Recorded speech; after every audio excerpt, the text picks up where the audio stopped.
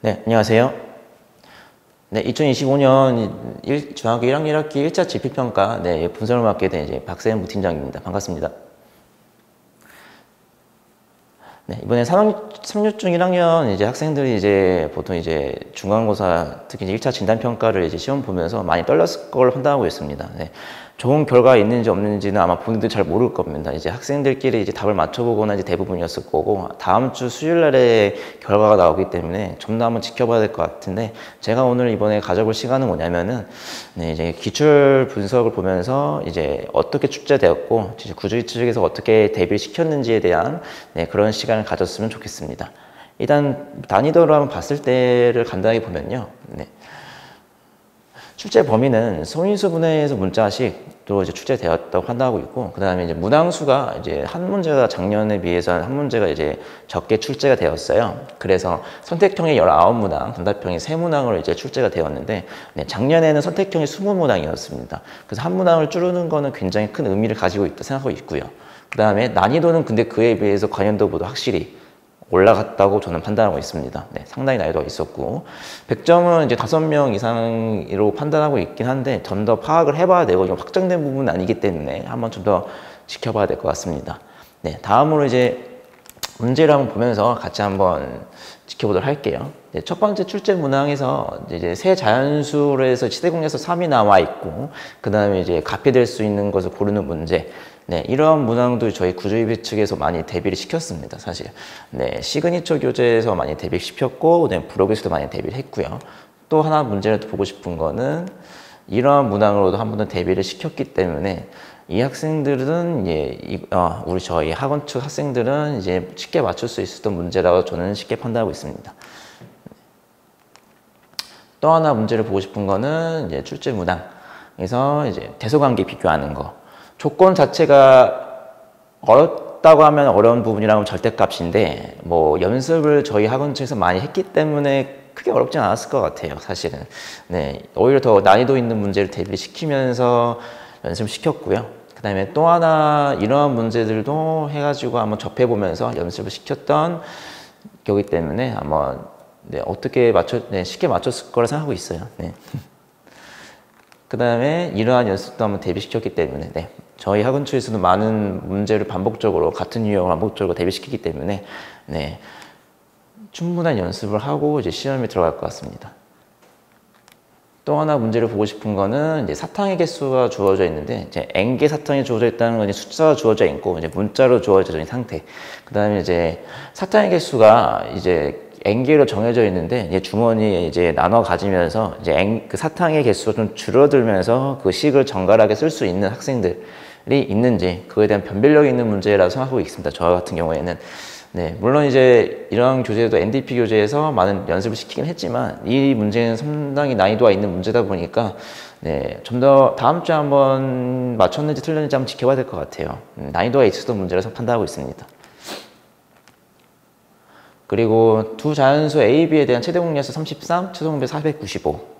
보통 이러한 문제는 A 플러스 B의 값이 나와 있거나, 아니면은 A 플러스 B의 값이 나와 있거나, 아니면 A랑 B가 곱해져 있는 값이 나와 있는 게 대부분이었는데, 뭐랄까, 그냥 아무 조건도 안 줘주고 딱 이것만 준 거라는 거는 최대한 많이 찾아봐라. 그 중에서 가장 큰 거는 뭐냐라고 물어봤을 때 그걸 고를 수 있냐?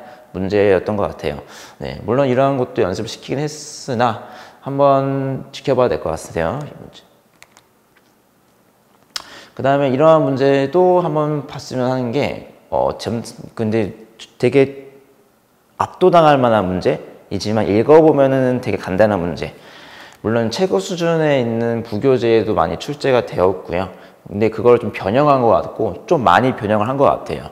난이도는 크게 어렵다고 느끼지는 않습니다. 다만 저희 학원 측에서 연습을 시켰기 때문에, 다만 이 6개의 숫자가 좀 더 늘어났다 점이었던 거고, 충분한 연습을 시키고 들어갔기 때문에 어떻게 됐을지는 학생들하고 좀 더 대화를 한번 나눠봐야 될 것 같아요. 다음 문항은 저 이 문항은 가나다 조건이 3개가 있고요. 그 다음에 이게 최대, 최소. 그러니까 애초에 5개라는 숫자가 주어져 있고, 이런 숫자도 적혀 있고, 문제 풀이가 상당히 오래 걸렸을 것 같아요. 제가 생각하기에는.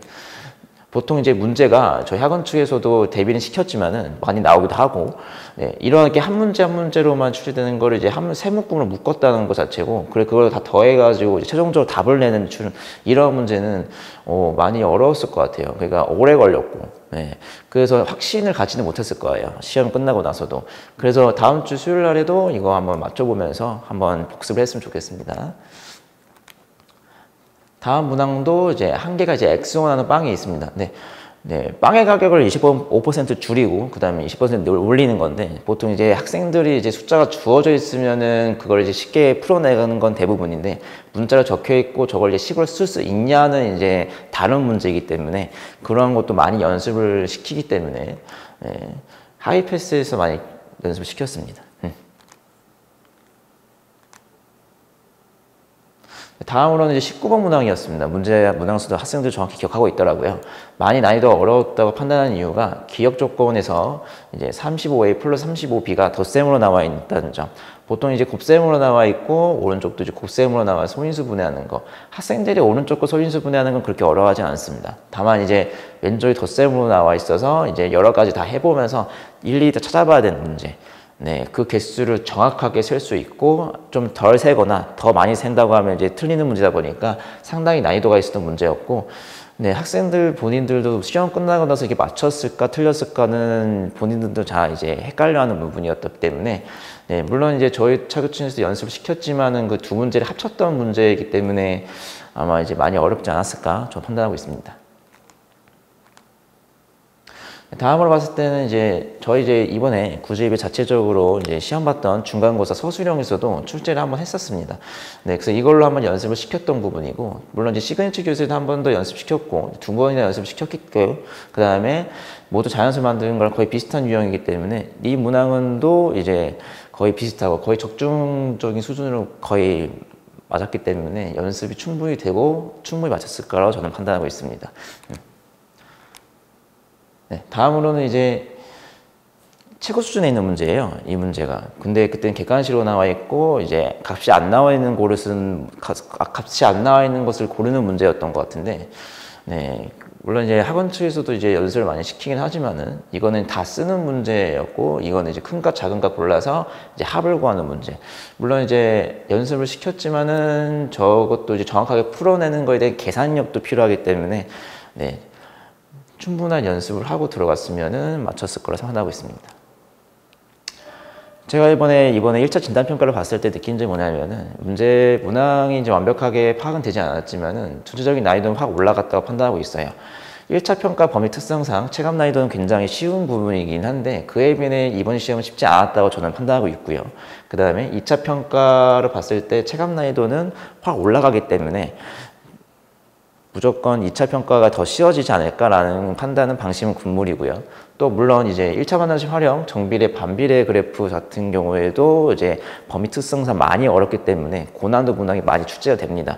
그리고 앞으로 이제 고등학교, 이제 중학교 3학년, 중학교 2학년의 함수 부분에서도 많이 쓰이기 때문에 필수적으로 연습을 많이 해야 되고요. 네, 대충 풀고 넘어갔다가 2차 평가 때도 네, 큰 좋은 결과는 잊지 못하기 때문에 네, 많은 연습이 필요로 합니다.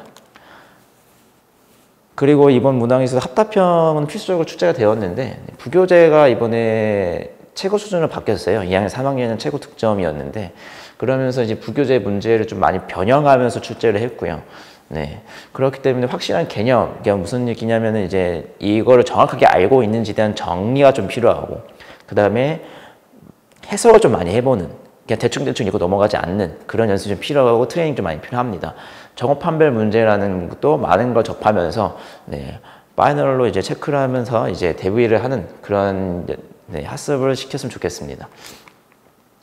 저희가 이제 학원 측에서 이제 구조입에서 이제 전체적으로 이제 상류증을 위해서 대부분 이제 파이널 체크라는 이제 문제를 만들었어요. 그래서 세션 1, 이제 정업 판별에 대한 이제 헷갈리는 필수 개념으로 만들었고, 그 다음 세션 2를 이제 최고 수준하고 유사 문항으로 이제 저희 측에서 이제 다 만들어가지고 대비시켰고요. 그 다음에 세션 3로 이제 학생들이 불안하지 않게 네, 한번 시험을 치르면서 이제 과연 나는 연습이 되었는가 한번 파악해보는 마지막 이제 파이널 체크 봉투 모의고사로 해서 대비를 시켰습니다.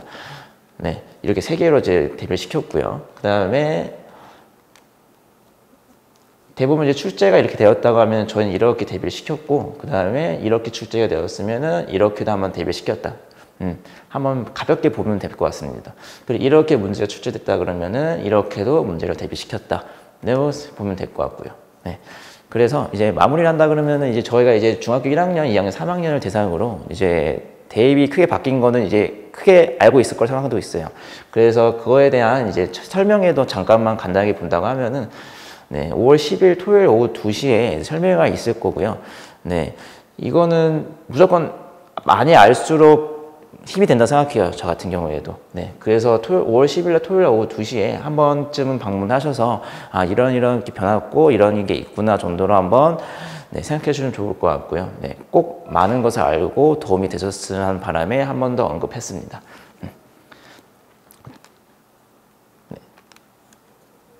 저희가 이제 함중 이제 1학기 이제 1차 진단평가는 끝났고요. 이제 2차 진단평가가 있는데 너무너무 중요합니다. 단원 자체가 너무너무 중요하고요. 앞으로도 많이 쓰이는 거고요.